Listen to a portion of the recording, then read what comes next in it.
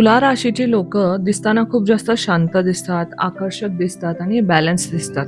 पण ह्यांच्या आतून, मनातून सारखं चालू असतं, काय बरोबर आहे, काय चुकीचं आहे, मी कुठे चुकत तर नाहीये ना? लोकांना जोडून ठेवायचं नेहमी ह्यांच्या मनामध्ये असतं. हार्मनी निर्माण करायचं खूप जास्त ह्यांच्या मनामध्ये असतं नेहमी. पण ह्या गोष्टींमध्ये ना, हे लोकं स्वतःची फीलिंग कुठेतरी मनातच ठेवतात किंवा एक्सप्रेस करत नाही. आपण आज जाणून घेणार आहोत तुला लग्न आणि तुला राशी ची लोकं कशी असतात, त्यांचं करिअर कसं असतं, ह्यांचं व्यक्तिमत्व काय आहे, ह्यांचं आणि ह्यांच्यात लपलेला हिडन चार्म काय आहे, ओके? आणि वीकनेस काय आहे. आज ह्या गोष्टींबद्दल आपण डिस्कस करणार आहोत. तर चला आपण सुरू करूया. नमस्कार मित्रांनो. आपण ह्या व्हिडिओमध्ये बोलणार आहोत तुला राशी आणि तुला लग्नाचे लोकं कसे असतात. तुला राशी ही वायू तत्वाची राशी आहे आणि या राशीचा स्वामी शुक्र मानला जातो. म्हणून या लोकांना ब्युटी, बॅलन्स, अटेन्शन खूप जास्त महत्वाचं असतं. सोशल इंटेलिजन्स खूप असतं ह्या लोकांचं आणि स्ट्रॉंग अट्रॅक्शन पॉवर असतं. लोक खूप अट्रॅक्ट होतात त्यांच्याकडे. तुला राशीची लोक आयुष्यात पीस आणि हार्मनी शोधत असतात. मग त्यांना भांडणं, निगेटिव्हिटी, अननेसेसरी ड्रामा बिलकुल आवडत नाही. हे लोक खूप जास्त डिप्लोमॅटिक असतात. प्रत्येक सिच्युएशनला दोन्ही बाजू समजून घेणारे असतात आणि दोन्ही बाजूने बोलणारे पण असतात, नाही का?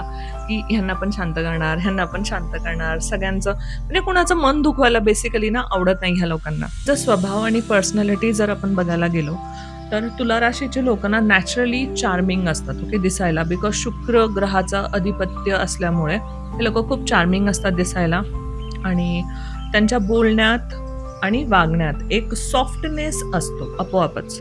हे लोक रिलेशनशिपला खूप जास्त महत्त्व देतात. त्यांना एकटेपणा फारसा आवडत नाही.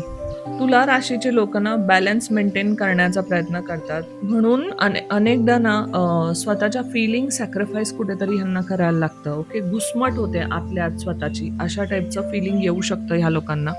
इतरांना खुश ठेवण्यामध्ये स्वतःला कुठेतरी त्रास करून देत आहेत, अशा टाईपचं होऊ शकतं यांच्याबरोबर. यांना सुंदर गोष्टी, ॲनाटिक्स, म्युझिक, फॅशन, लक्झरी ह्या गोष्टींमध्ये खूप जास्त इंटरेस्ट असतो, आवड असते. पण कधी कधी डिसिजन घेण्यात ते खूप वेळ लावतात, कारण त्यांना प्रत्येक गोष्ट परफेक्ट आणि बॅलन्स हवी असते. बघा, रिलेशनशिपमध्ये आपण जर बघायला गेलो यांच्या, तर हे लोक खूप जास्त रोमॅन्टिक असतात. डीप कनेक्शन यांना हवं असतं, ओके. पीसफुल रिलेशनशिप हवं असतं.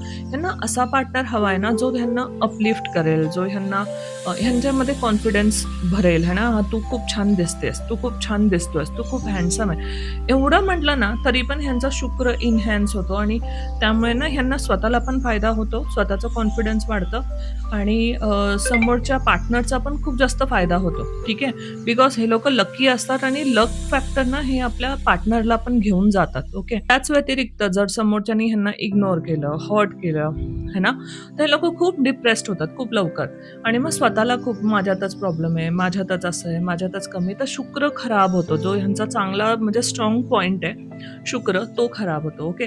स्वतःची किंमत करणं किंवा पार्टनरकडनं स्वतःची किंमत जाणवणं हे ह्यांच्या आयुष्यामध्ये खूप जास्त महत्त्वाचं असतं. ह्यांच्या रिलेशनशिपमध्ये अजून एक प्रॉब्लेम जो मी बघितला आहे की हे लोक ना क्लिअर बोलत नाही. मनातल्या मनात असतं की त्यांना वाटतं की आता मी बाहेरून आले, उन्हातून आले, है ना, मला पाण्याचा ग्लास ऑफर करावा पार्टनरने, पण हे लोक बोलून दाखवणार नाहीत. मग मी बोलले ना की खूप ऊन होतं बाहेर, मी खूप थकले, ठीक आहे, तर समोरच्यानी फिलिंग समजून आपोआपच आणून द्यावं. असं प्रत्येक गोष्टीमध्ये मी तयार होऊन आले, माझं म्हणजे तारीफ नाही केली. मग तू विचारलंस का की हा ड्रेस चांगला आहे का, मी चांगली दिसतीये का? मग तसं नसतं ह्या लोकांचं. ह्यांच्या अपेक्षा अति असतात आपल्या पार्टनरकडनं, असं होऊ शकतं. त्यामुळे ना कॉन्फ्लिक्ट खूप जास्त होतात ह्या लोकांमध्ये. यांना ना टॉक्सिक आणि कंट्रोलिंग लोक बिलकुल आवडत नाही. त्यांना मॅच्युअर आणि इमोशनली बॅलन्स पार्टनर हवा असतो. करिअरचं जर बोलायला गेलो ह्यांच्या, तर क्रिएटिव्हिटी खूप जास्त असते ह्यांच्यामध्ये. कम्युनिकेशन रिलेटेड फील्ड ना ह्यांच्यासाठी खूप जास्त चांगली असते किंवा मीडिया फील्ड खूप जास्त चांगली असते, बिकॉज शुक्रचा प्रभाव आहे ना. म्युझिक, डान्सिंग, यूट्यूब या टाईपचं कुठल्याही गोष्टी ह्यांच्यामध्ये ना खूप जास्त चांगला प्रभाव टाकतील किंवा ह्या रिलेटेड करिअर ह्यांना चूज करणं खूप जास्त चांगलं असेल. फॅशन डिझायनिंग झालं, कन्सल्टिंग, काउन्सिलिंग झालं, लॉ खूप जास्त चांगला असतो बिकॉज इमोशन्स खूप चांगल्या पद्धतीने समजून घेतात लोकांचे.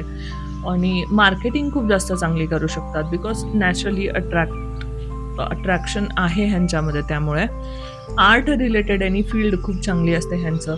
पब्लिक रिलेशन्सवालं कोणतंही काम असेल ना, हे खूप चांगलं असतं यांच्यासाठी. हे लोकं टीममध्ये खूप चांगलं काम करतात. ओके. एकमेकांच्या सोबत खूप जास्त चांगलं काम करतात. दुसऱ्यांना मोटिव्हेट करतात आणि यांना पण मोटिव्हेट करणारी जर टीम आणि एन्व्हायर्नमेंट असलं ना, हे लोकं खूप जास्त चांगलं करून दाखवतात आपल्या त्या फील्डमध्ये.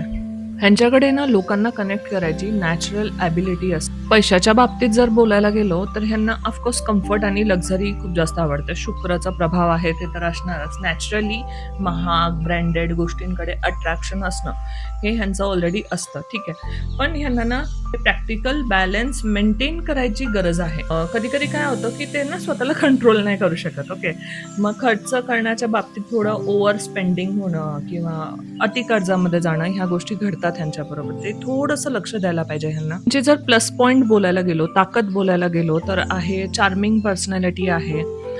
बॅलन्स मेंटेन करतात प्रत्येक गोष्टीमध्ये. त्यांच्यामध्ये क्षमता असते ती. सोशल इंटेलिजन्स असतं. लोकांना कसं कनेक्ट करायचं, कसं मॅनिप्युलेट करायचं हे खूप जास्त चांगल्या पद्धतीने येतं आणि लोक ना यांना फॉलो पण करतात. रोमॅन्टिक नेचर असतो यांचा. डिप्लोमॅसी असते एक यांच्यामध्ये. वीकनेस जर आपण बोलायला गेलो ह्यांची तर असं असतं की डिसिजन घेण्यामध्ये खूप जास्त कन्फ्यूज असतात ना. खुश करण्यासाठी ना कुठे स्वतःला इग्नोर करतात आणि हे सगळ्यात मोठी चूक आहे. म्हणजे शुक्राचा प्रभाव असलेली जेवढी राशी किंवा 6 नंबरची लोक मी बघितली आहे ना, त्यांच्या आयुष्यामध्ये मेजर प्रॉब्लेम ना ह्या गोष्टीमुळे होतो की स्वतःला खुश ठेवण्यापेक्षा हे लोकांना ठेवतात. आणि ह्यांच्यामध्ये कसं आहे की मी आतून खुश आहे ना तर माझा एन्व्हायरमेंट आपोआप खुश असेल. ओके. पण हे लोक काय करतात, स्वतःला कुठेतरी बॅकफूटवरती ठेवतात, समोरच्याला खूप जास्त इम्पॉर्टन्स देतात त्यांना आणि लोक मग फॉर ग्रँटेड घेतात. ओके. त्यांना खुश करण्याच्या नादात हे लोक स्वतःकडे लक्ष देत नाही अँड देन दे फील एकदम एम्प्टी, लो, डाऊन, ज्यामुळे शुक्र खराब होऊन जातो. जे त्यांचे प्लस पॉईंट होते सगळे मायनस होऊन जातात. ओके. कॉन्फ्लिक्ट थोडंसं टाळायला पाहिजे ह्यांना. वाद पटकन होतात. ओव्हर थिंकिंग खूप जास्त होते. इमोशनल डिपेंडन्सी खूप जास्त असते. तर मी ना ह्या लोकांना नेहमी म्हणत असते की तुम्ही ना बाहेरून खुशी शोधू नका की मी याला खुश केलं आता हा मला खुश करेल असं न विचार करता तुम्ही स्वतःमध्ये खुशी शोधा. स्वतःची हॉबी जोपासा किंवा कुठल्या गोष्टीने मला खुशी भेटते ना, स्पा करणं, महिन्यातून एखाद्या वेळेला स्वतःला वेळ देणं है ना, बिकॉज लक्झरी ह्या गोष्टी खूप जास्त इम्पॉर्टंट आहेत ना. किंवा शॉपिंगला निघून जाणं ठीक आहे, पण मला खुशी भेटे नाही ह्या गोष्टींनी मी करणार. ओके.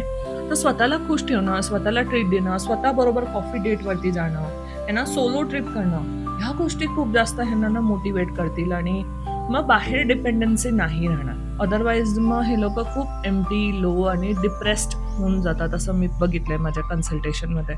स्पिरिच्युअल साईड जर आपण बघितली तर असं बघितलं जातं की हे लोक ब्युटी आणि एनर्जीकडे नॅचरली अट्रॅक्शन ह्यांचं असतं ऑलरेडी. ओके.